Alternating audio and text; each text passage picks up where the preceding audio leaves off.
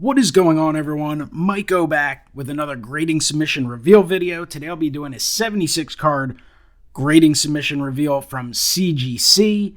CGC is an excellent option out there. You have PSA, SGC, Beckett, and CGC. I would say CGC right now is third. I think Beckett has dropped to the fourth spot in terms of getting stuff graded, just in terms of volume and popularity, but maybe that's just me. PSA is clearly number one in terms of popularity, and I'd say SGC is sticking in that 2 spot. But CGC is a great option. Listen, their slabs are fantastic. They have a great feel. They're sturdy. They're really clear. I think they're generally pretty good at grading. They're fairly accurate, and they're somewhat tough for sure, but it's not impossible to do well. Some cards, I think some of the playing cards are a little easier.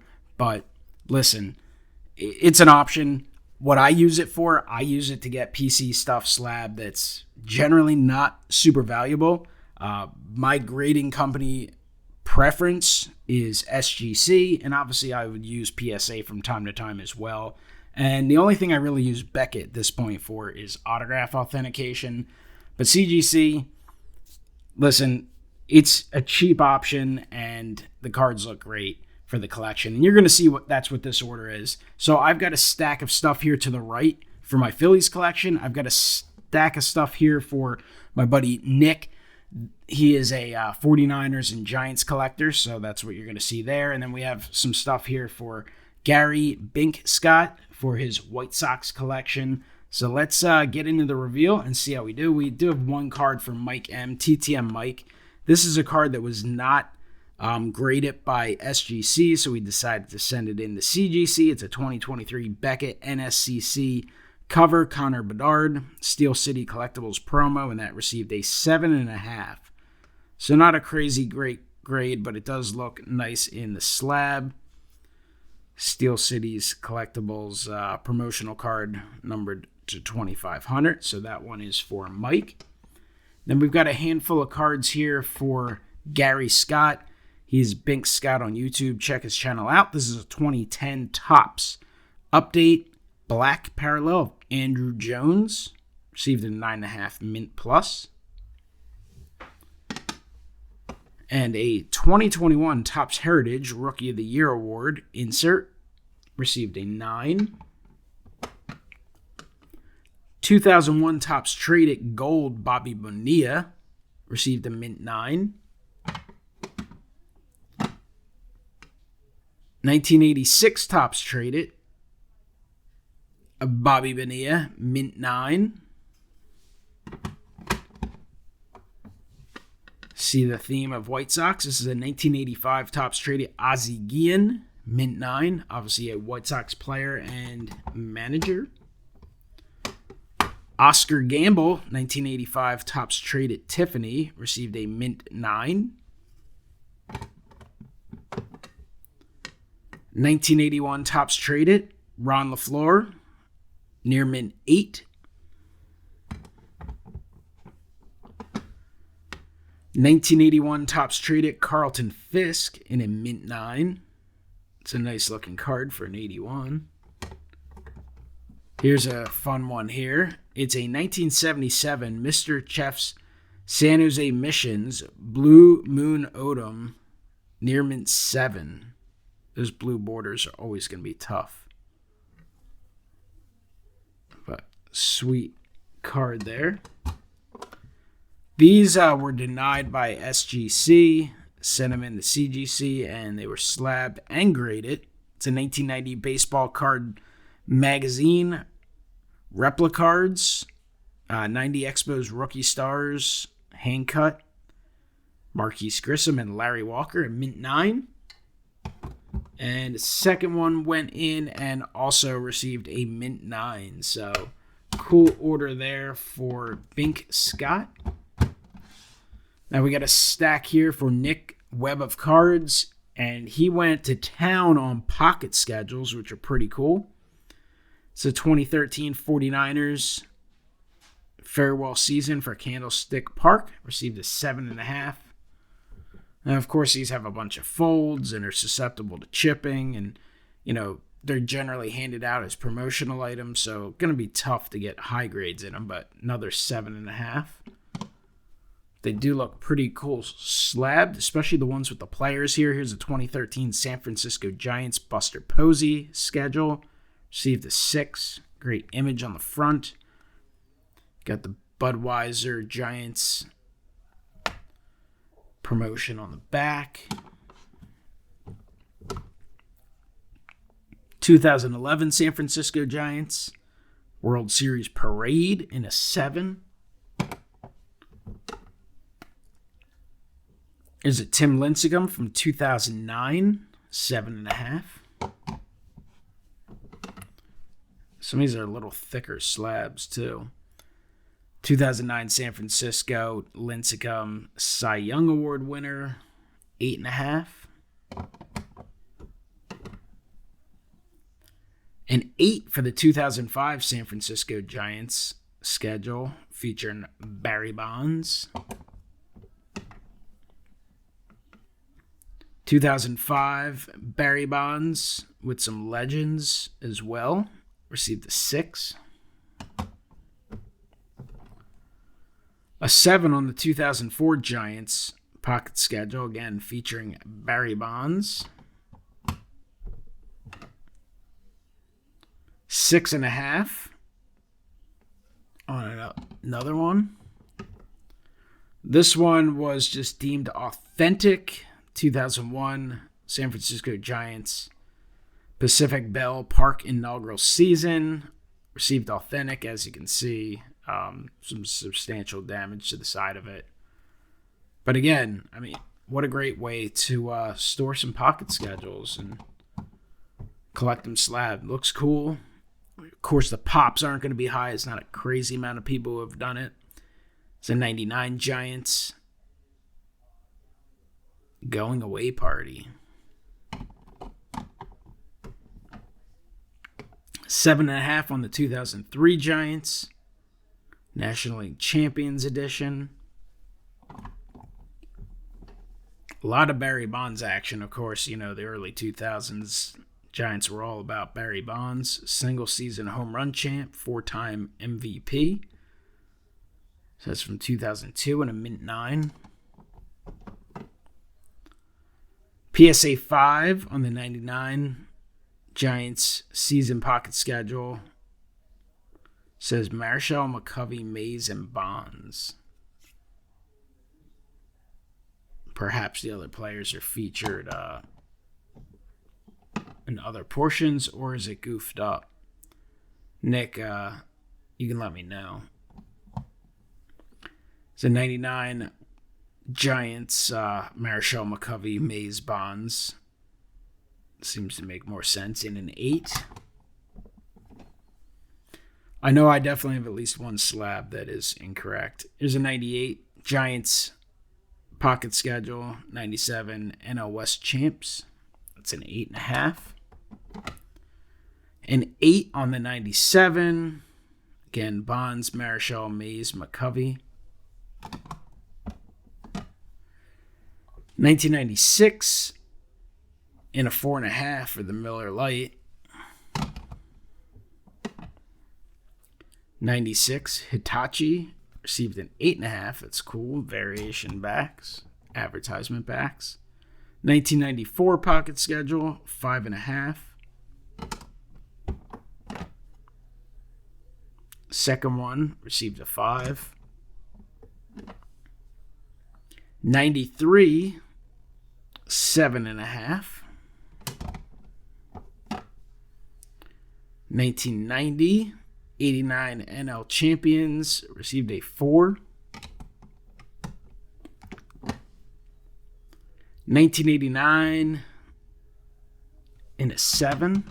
I'm going to have to pick up some old school Phillies ones.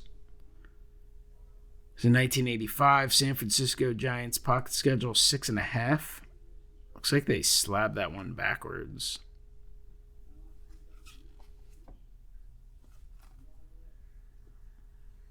I mean, it's kind of cool having the advertisement on the front, but I don't think that's the way it's supposed to be. Here's a 1962 Top Stamp San Francisco logo in a 3. Sweet old school item there.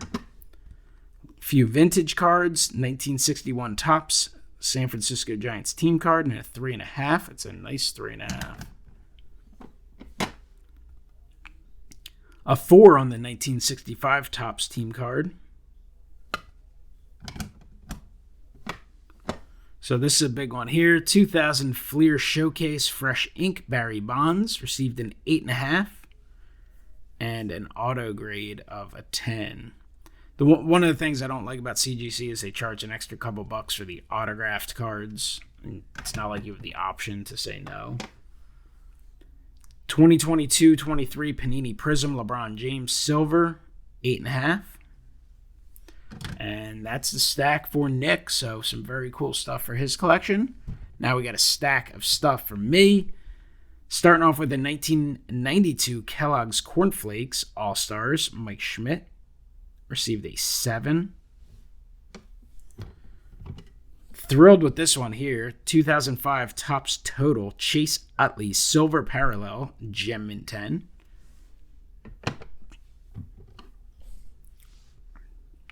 You got to be a hell of a dedicated Phillies fan to recognize this guy. 1997 Fleer. This is a Tiffany parallel of Ricky Otero. Love the All-Star Game patch on the sleeve. That's from the year it was at the Vet. The card received a 7. Tough card to grab. Ricky Otero. Light hitting outfielder, speedster, and did not stick long term, that's for sure. But get a good laugh if you suffered through those late 90s teams. So a 7 on that. 1996 Leaf Preferred. This is the Steel. Darren Dalton. Card made of steel. Received a mint 9.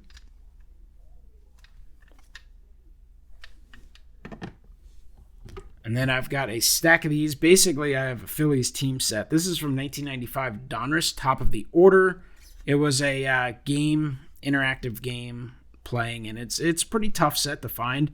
If you were to grab a Griffey and get it graded, like in a PSA 10, that's the type of card you'd probably get, like, 150, 200 bucks because the pop's so low. So I did all the Phillies and then Terry Mulholland for the collection. So mint 9 on the Greg Jeffries. Mickey Morandini, a 9.5. And again, you're not going to see these singles that much. They're not, they're available and they're not crazy expensive, but some of them will cost you $5 a piece at times for a common. And you just don't see them a ton. Here's a Kurt Schilling, Gem 10. Kevin Stocker in a mint 9. Heathcliff Slocum, former Phillies All-Star. I think he got the win in the All-Star game one year. 9.5 on that. Ricky Botalico, he was the Phillies representative in the 1996 All-Star game, which took place at the Vet. Lenny Dykstra in a 9.5. Jim Eisenreich in a 9. Darren Dalton, unfortunately only an 8.5 on the Dutch Dalton. That's one I definitely would love to have been a little higher on. But again, these are just Phillies that are being slabbed to the collection. So it's obviously you want the highest grade you can get, but it's certainly not the end of the world. Here's a Mariano Duncan in a mint 9.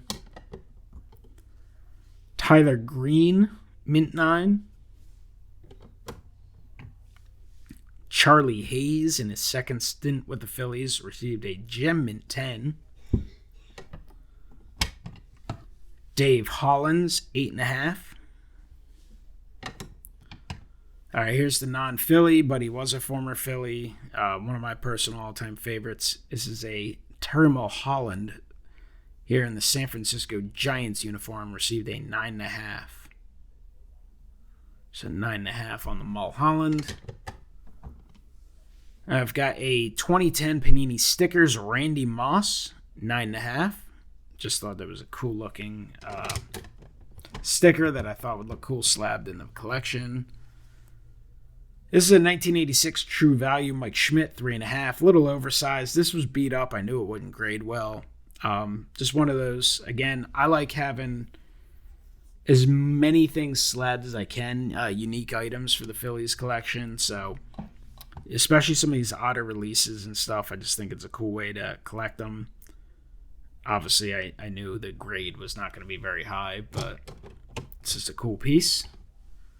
There's a 1980 Kellogg's Larry Boa, received a mint 9. Really nice overall condition on this. Little off center left to right, and definitely a little indentation up top, but to be expected on the Kellogg's. But very cool 3D card of a Phillies legend for the PC.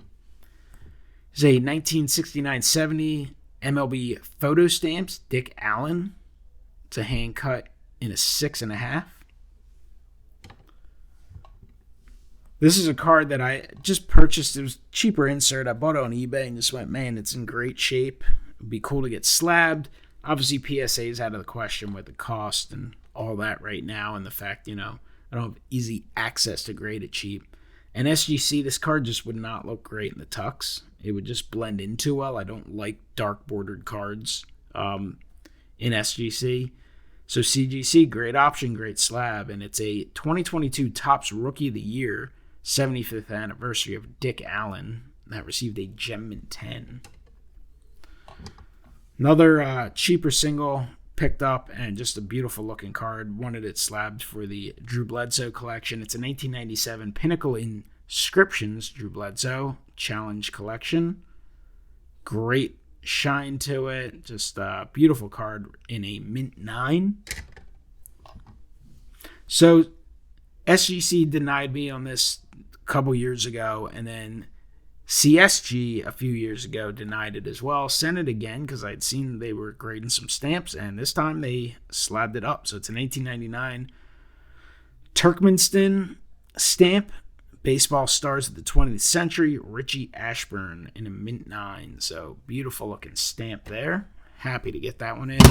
This one is going to have to go back to be reholdered because I don't know who the hell Chuck Allen is. But this is definitely a card of Chuck Klein, Baseball Hall of Famer, Phillies legend. It's from 1983, Kramer Baseball Legends, Series 4. So Chuck Klein, 9.5. Again, not, it's probably like a $2 card, but it's, looks like a $50 card and a beautiful slab. This is one of my favorites in this grouping. It's a 1994 Kraft Singles Superstars, Lenny Dykstra, mint 9. Obviously, these were meant to kind of punch out and pull and the tabs, so not going to be the easiest card to come across, not crazy difficult either, but just a really sweet thing for the Phillies collection. So the Phillies fans out there watching it, hey, pick one up for your PC. Kraft Singles Superstars, Lenny Dykstra, mint 9.